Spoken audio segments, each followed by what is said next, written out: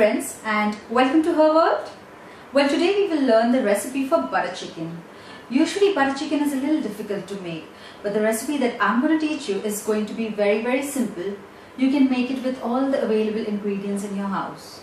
Yes, you can add a lot of butter and cream to it to make it creamy, but always make sure that your ingredients should not overpower each other. So the recipe that I'm going to teach you is going to be so delicious that you can challenge the taste of any restaurant. So let's head to the kitchen right now. To make butter chicken, you need 5 to 6 cloves of garlic cut in small pieces, 1 inch ginger cut in small pieces, 1 whole onion sliced, 5 to 6 tomatoes peeled and chopped,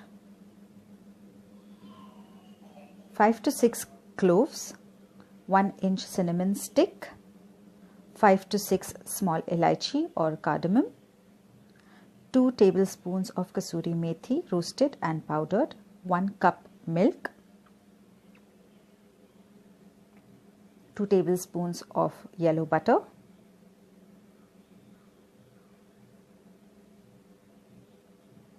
for garnishing,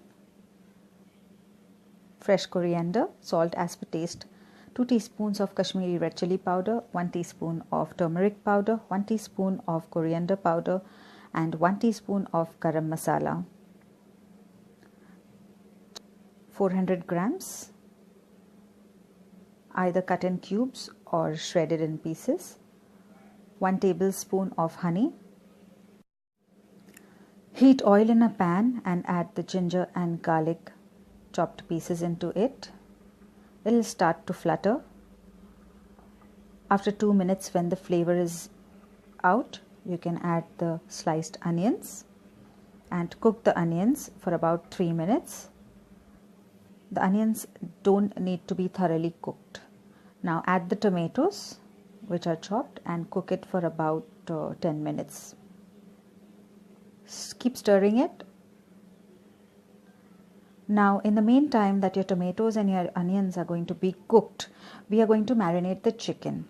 To marinate the chicken, you need to take the clean chicken in a bowl and add salt, red chili powder and turmeric to it and stir well. There is no need of any lime to be added because that would make the taste a little khatta, a little sour. Now make sure you put the kasuri methi as well and mix it well and put it in the freezer so that it marinates quickly.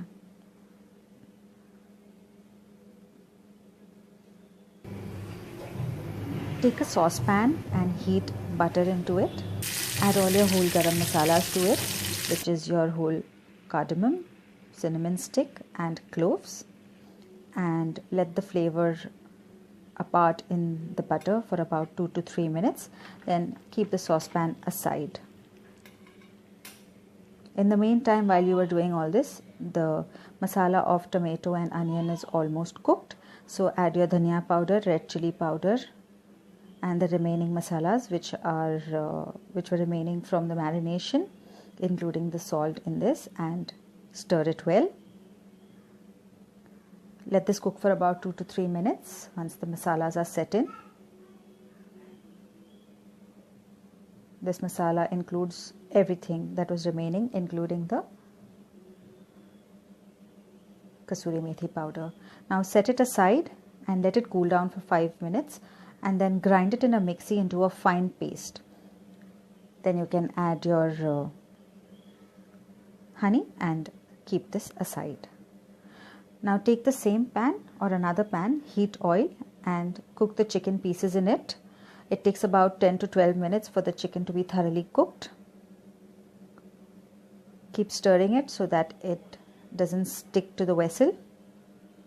Now once the chicken is cooked, add the gravy which we've kept aside, in which we've added the honey, and cook this whole thing for about 10 to 12 minutes. Now before you close the lid, you have to put the garam masalas which we have heated in a saucepan with the butter. Just pour that. Pour the 1 cup milk also into it. Now stir this really well and let it cook for a good 10 minutes. Make sure the lid is closed. Now once you open the lid, this is how